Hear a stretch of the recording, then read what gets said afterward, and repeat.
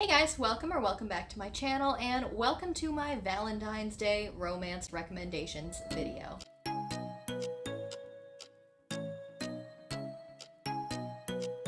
So we're trying something new here. We're seeing how this goes standing up. I haven't had quite this setup before and tried to stand up and film, but we're gonna see how it works. Now, I know that technically I have mentioned on this channel before, it's been a long time since romance was my primary reading genre, but it is February. It is the month where this genre tends to become the most prevalent, so I do have a lot of experience in this category. We're just gonna roll with it. So I do have several that honestly, I'm just going to be talking about authors versus anything else. I'll probably talk about series, but this is a bit more of a chatty recommendations video than anything else. They're in no particular order, but I am going to talk about the genre that most of these authors primarily write in first. So the first one is Sherrilyn Kenyon. Sherrilyn Kenyon is somebody that I have been reading from for a very, very long time. Definitely since before, actually most of these authors are from before I probably should have been reading romance novels, but that is besides the point.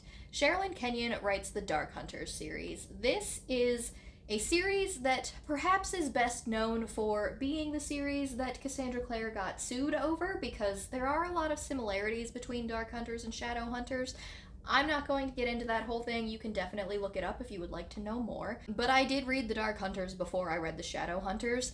They are definitely adult, not the YA of the Shadow Hunters world. It's definitely adult. But the entire premise behind the Shadow Hunters as a whole is it involves a person who somehow, in some time throughout history, has been greatly wronged or betrayed, and the goddess Artemis approaches that person and offers them the chance for revenge to, I think usually it's just to murder the person that betrayed them, and if they do so, they become one of her Dark Hunters. They have a Dark Hunter mark that they are then stamped with, and they must obey Artemis for the rest of all eternity by hunting these things called daemons. Daimons.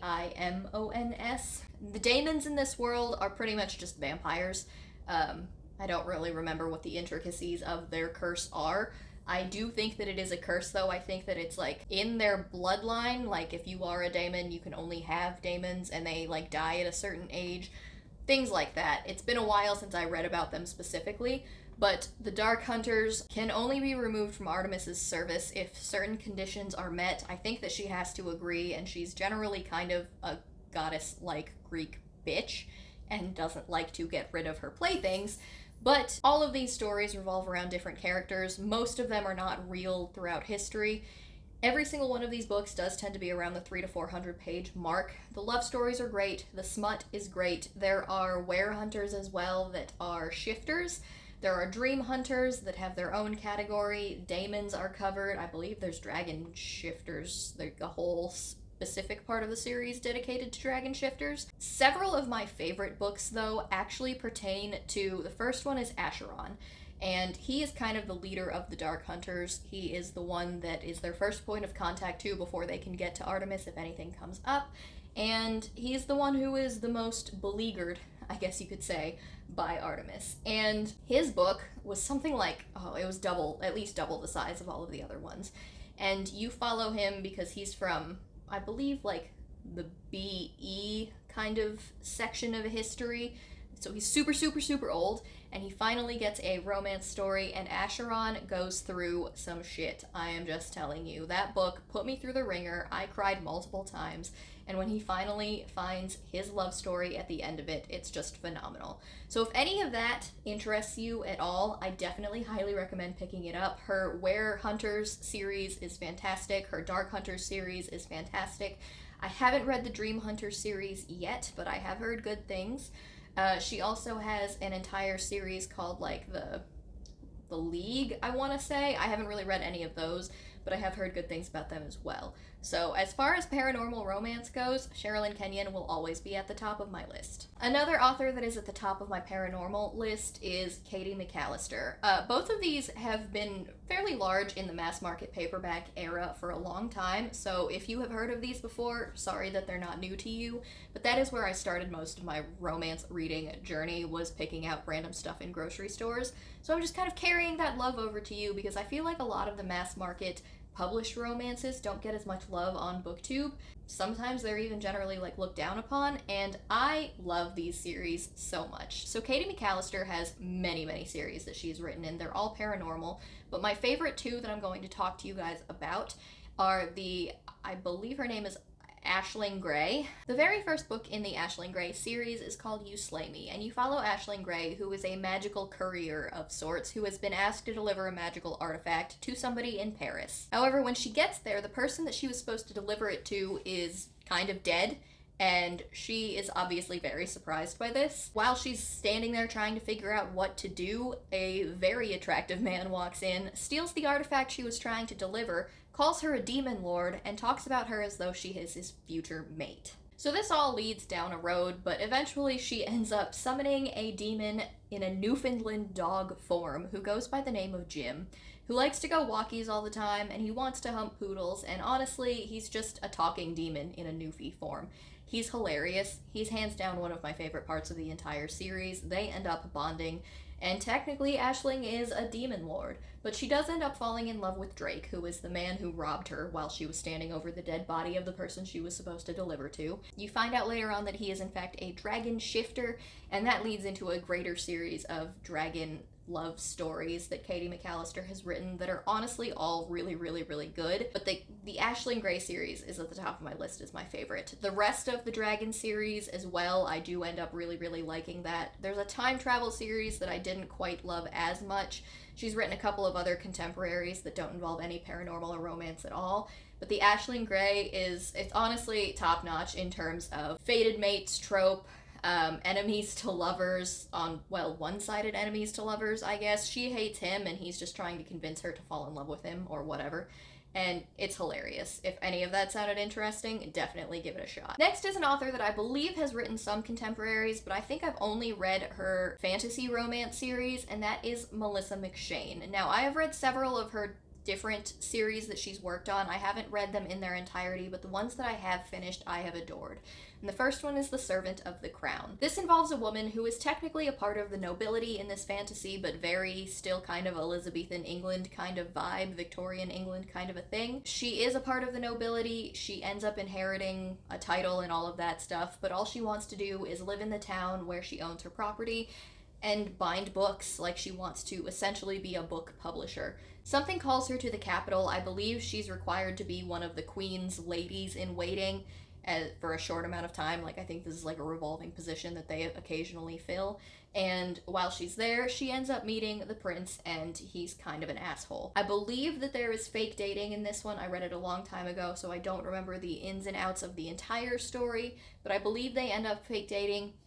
Big betrayal happens, all of that fun stuff that you get in most romance novels, but they do end up falling in love, and it is technically in a fantastical setting. There is magic, but magic runs the kind of steampunky vibe that you have going on in this world.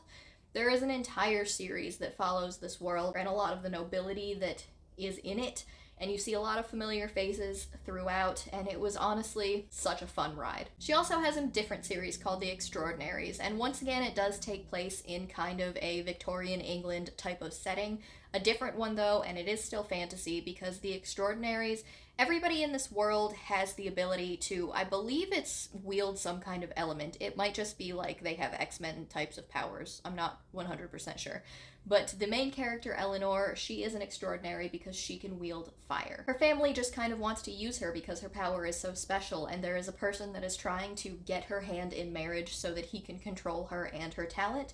And instead what she chooses to do is she runs off and she joins the Royal Navy. And you kind of follow her as she falls in love with the captain of her ship, which is a whole fun romance, but a lot of other things kind of unravel as well, because they do travel across the ocean to a different place, and bad things are happening over there. She's learning to control her magic. She's using it against their enemies whenever they get into battle.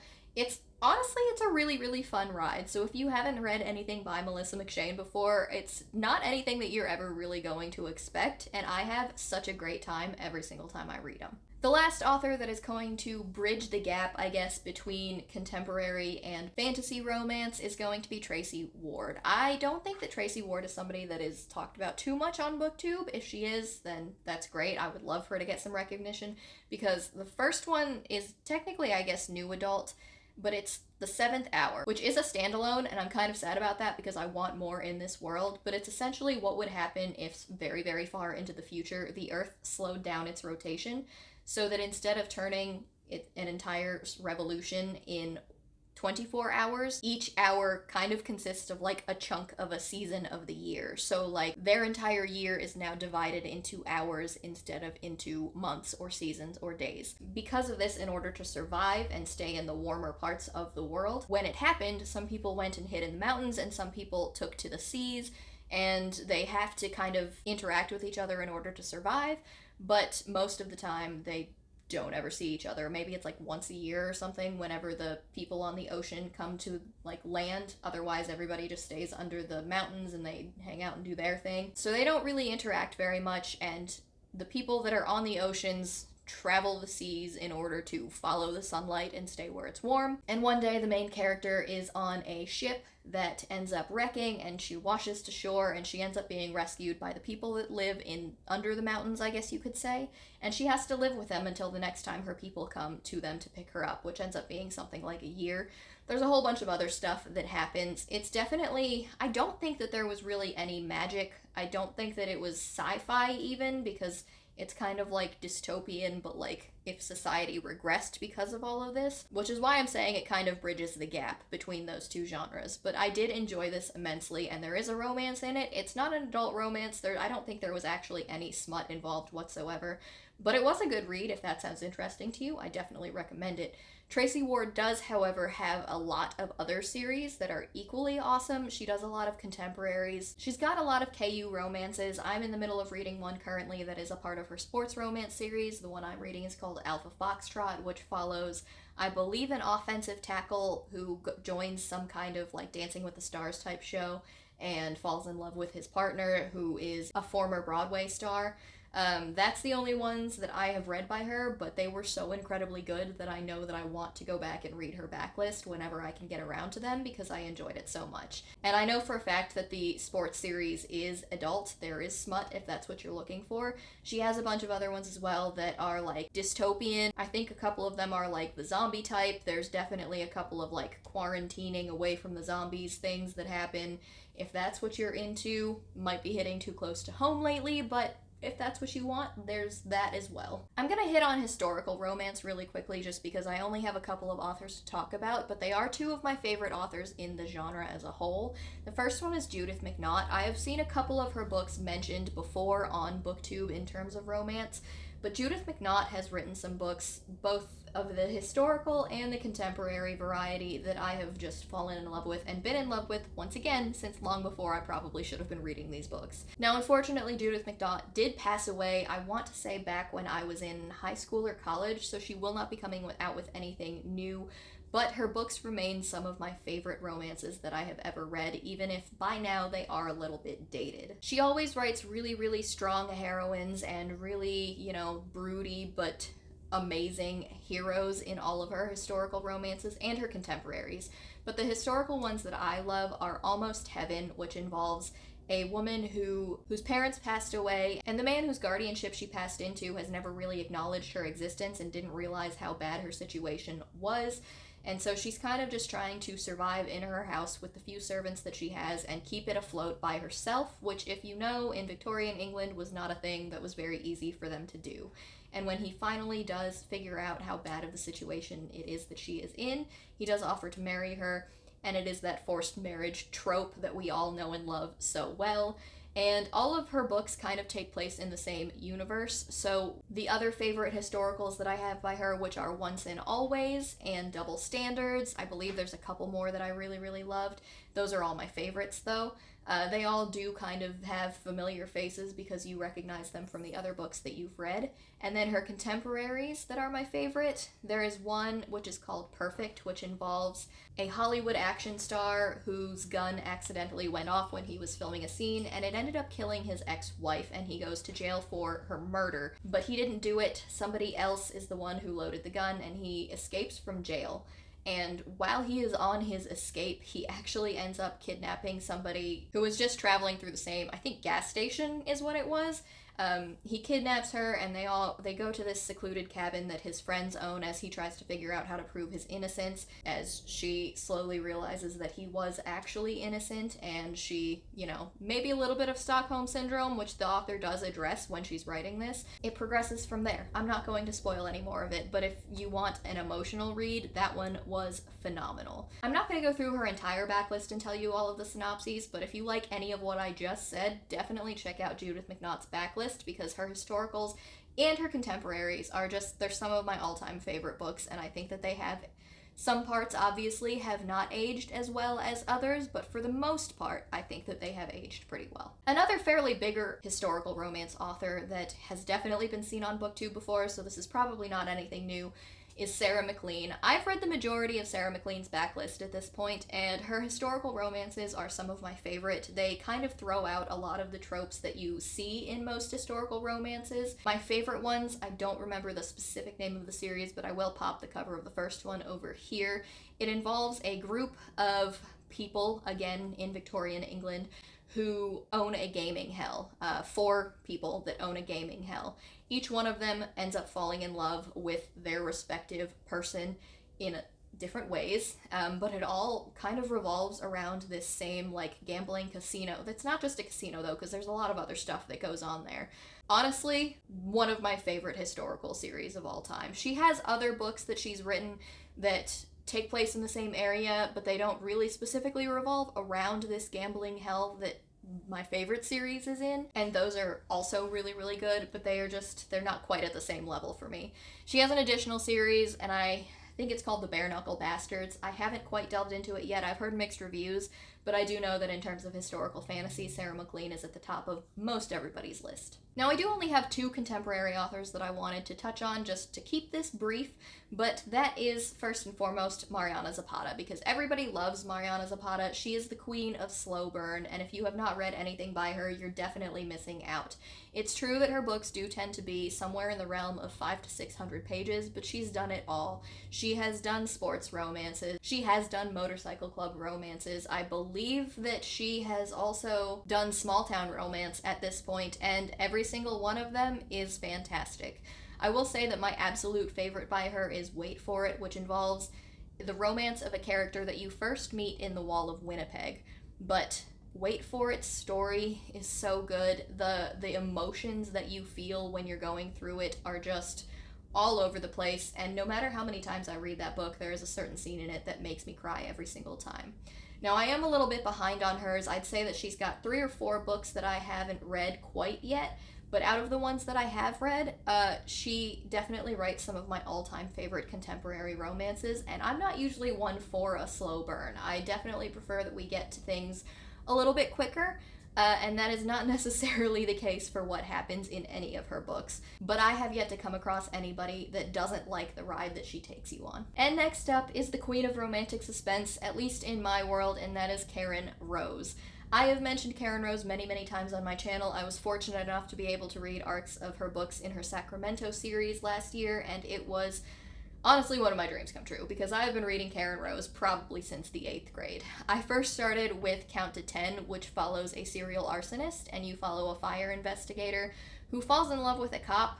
I think those are the roles that they have as they try and figure out who the serial arsonist is. And every single one of Karen Rose's books, they have now taken place in Chicago, Baltimore, Cincinnati, Atlanta maybe, Sacramento, and I think now she's moving to New Orleans. That's the newest city that she is currently going to be moving into. Savannah, not Atlanta, Savannah. But she definitely writes all across the United States. She definitely has different kinds of disability in her books. She covers a pretty wide gambit of representation, and honestly, every single one of them has been amazing. I have now read the entire series. I have read everything that she has written, from the first book all the way to the ones that came out last year, and she's been writing for a very, very long time. But if you like anything to do with romantic suspense, if that's what does it for you, if it's like the serial killers, the serial arsonists, so on and so forth, that you really like in your romance, Karen Rose is definitely somebody that you should check out. I did a video the year before last, I believe, in which I talked about if you like Criminal Minds, you should definitely check out her books, and I still have that sentiment today, especially because they're apparently coming out with some kind of reboot or something of Criminal Minds. Honestly, now's the time to get into the mood. So, Karen Rose is the queen of romantic suspense in my world. She's definitely a mass market paperback author. You can find her books in Walmart. You can find her books at the grocery store, wherever you go to. But if you haven't tried them out yet, absolutely give them a shot. They have their humor, they have all of these familiar faces that you see, they're all written in the same interconnected world. It does feel like you get something fresh and new every time she moves to a different city, but she always includes familiar characters, and that's one of the things that I love about them so much. So I've been talking about romance for a while now. I know that there's definitely a lot of my favorite authors that I haven't quite touched on, but I think that that's a good way to start it, considering we're talking for half an hour at this point. So I think I'm gonna wrap things up here. Definitely go down into the comments and let me know if you think that I overlooked somebody that I definitely should have talked about, but I was mostly trying to focus on some of my favorite authors that I just don't see mentioned too much on BookTube or BookTok or anything like that. But that's gonna be it for this video for me today, guys. So don't forget to hit that like button if you liked it, and subscribe to my channel if you want to see more content from me. If you want to go down into the description box, you'll find rep codes both for Hello Lovely Box and Unplugged Book Box, so that you can get a percentage off of your order from them. Beneath that, you'll see links to my Goodreads, my Twitter, and my Instagram in case you guys wanted to follow me on any of those. But other than that, that's it for me today, guys. So I will talk to you in my next video. Bye!